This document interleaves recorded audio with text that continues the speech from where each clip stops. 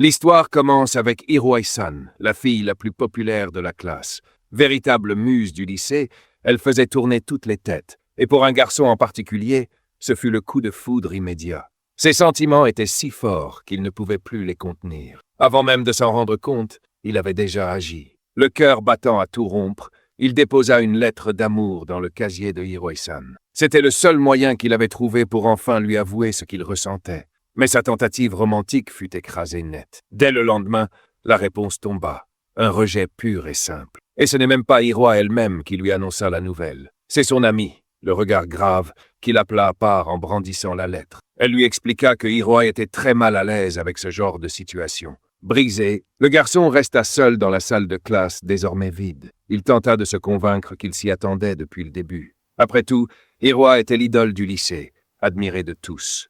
Lui, il n'était qu'un joueur de réserve dans l'équipe de baseball, un figurant sans importance. Il n'avait jamais vraiment cru qu'elle puisse un jour remarquer son existence.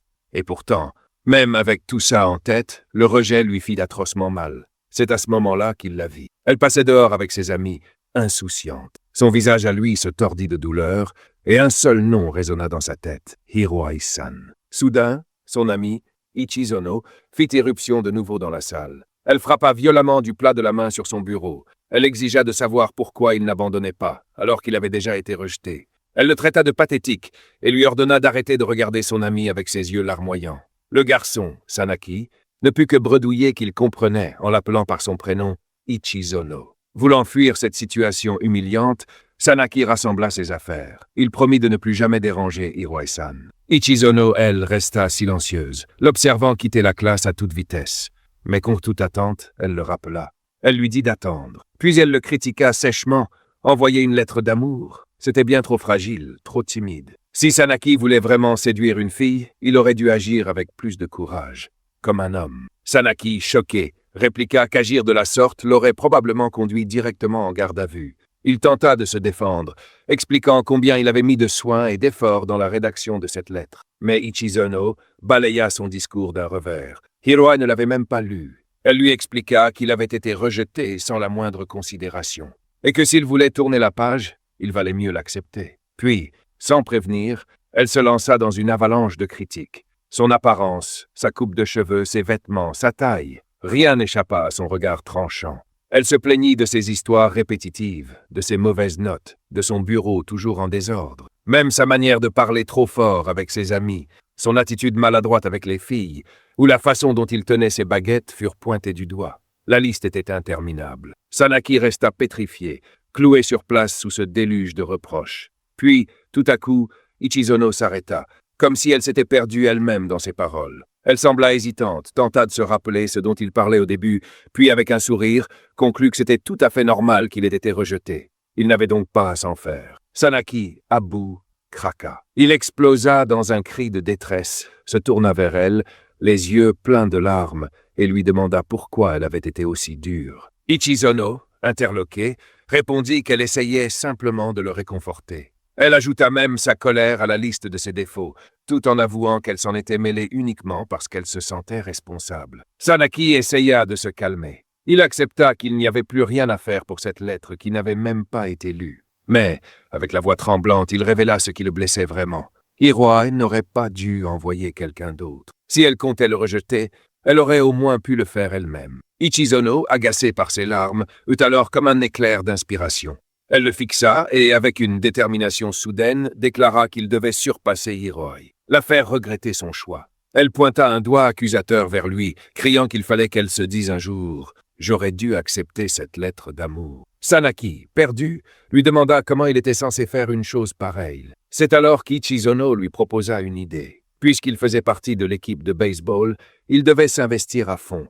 Hiroi adorait les sportifs. Il n'avait plus qu'à briller sur le terrain et lui montrer ce qu'elle avait raté. Sanaki tenta de se justifier. Il expliqua qu'il n'était qu'un remplaçant sans importance, que tout ça, s'entraîner avec autant d'acharnement, lui paraissait absurde, surtout si c'était juste pour une histoire de vengeance. Mais elle le coupa net, criant qu'elle s'en fichait royalement et que s'il continuait à penser de cette manière, il resterait un bon à rien pour le restant de ses jours. Puis elle lâcha une vérité brutale. Hiroi, en réalité, ne l'avait jamais vraiment pris au sérieux. Et alors qu'elle tournait les talons, Elle asséna le coup fatal. Elle lui dit que quelqu'un d'aussi mou que lui ne méritait même pas qu'on prenne la peine de le rejeter proprement. Ces mots lui transpercèrent le cœur. Ce fut à cet instant qu'il comprit à quel point il s'était comporté de façon pathétique. À partir de ce jour-là, quelque chose changea radicalement en lui. Sanaki se mit à s'entraîner au baseball avec une rage et une détermination que personne n'avait jamais vues auparavant. Ses coéquipiers en restaient bouche bée. Ils ne comprenaient pas pourquoi ce garçon, autrefois si médiocre, se donnait soudain à fond. En voyant cette lueur féroce dans ses yeux, l'un d'eux eut une intuition. On aurait dit que Sanaki avait quelqu'un à qui il devait absolument faire payer quelque chose. Son implication était telle qu'il finit par détruire toutes les balles d'entraînement. Même l'entraîneur, qui ne l'avait jamais remarqué jusque-là, commença à prêter attention. Ni la pluie ni la fatigue ne l'arrêtaient. Il courait sans relâche, avec une ténacité presque inhumaine. Peu à peu, ses coéquipiers commencèrent à l'admirer. Ils se demandaient jusqu'où il tiendrait à ce rythme-là. Mais ses efforts finirent par porter leurs fruits. Lors des matchs, il livrait désormais des performances impressionnantes. Désormais, l'équipe le considérait comme un joueur clé. Certains plaisantaient même en disant qu'il suivait enfin leurs conseils. Mais ce que personne ne savait, c'est qu'il avait une spectatrice secrète. Cachée derrière les grillages, Ichizono observait chacun de ses progrès.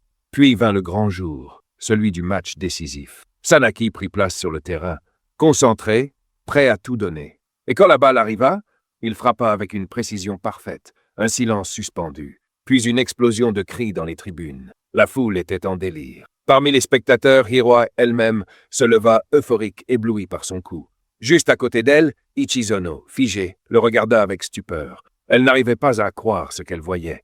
Ce coup décisif venait de sceller la victoire de l'équipe. Ses coéquipiers l'accueillirent en héros, le félicitant pour avoir fait gagner le match. Le capitaine, lui, voyait déjà l'avenir avec enthousiasme. Ils allaient enfin pouvoir prendre leur revanche sur la défaite de l'an passé. Sanaki les remercia, mais s'excusa aussi. Il leur promit de continuer à se donner à fond. Mais dans son esprit, son objectif n'avait jamais été l'équipe adverse. Quelque temps après le match, Ichizono se présenta devant lui. Elle avait un sourire en coin et lui tendit une lettre. « C'est un cadeau de la part d'Hiroa », dit-elle. Sanaki resta figé, incapable de réagir. Elle précisa que ce n'était pas vraiment une lettre d'amour, plutôt un message de félicitations, comme une fan qui salue le succès d'un joueur. Puis, satisfaite, elle lui demanda s'il se sentait mieux à présent.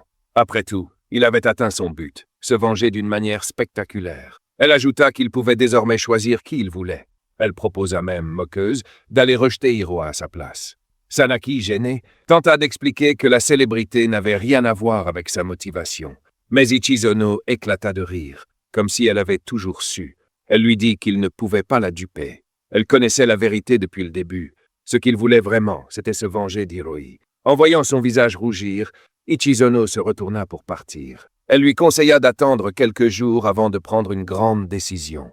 Il le méritait. Puis, dans un dernier regard, elle le défia. La prochaine fois, agis comme un vrai homme et ne réponds plus jamais par une lettre. Sanaki n'eut pas besoin de mots pour répondre. Il suivit son conseil et, dans un geste spontané et ferme, la prit dans ses bras par derrière. Ichizono se figea complètement, les yeux grands ouverts, stupéfaite. Muette, elle l'insulta gentiment. Idiot. Son visage était écarlate. Elle tenta de dire qu'il faisait erreur, qu'il poursuivait la mauvaise personne. Mais il refusa de la lâcher, cette fois maître de la situation. Il déclara qu'il ne la libérerait qu'à une seule condition, qu'elle avoue enfin qu'il était cool. Elle esquissa un sourire et releva le défi. Leurs visages étaient si proches. Elle lui déposa un baiser sur la joue, puis elle lui souffla la vraie raison. « Si je ne t'avais pas embrassé, je n'aurais pas pu me retourner pour le faire comme il faut. » À ce moment-là, quelque part, un autre garçon perdit une bataille silencieuse.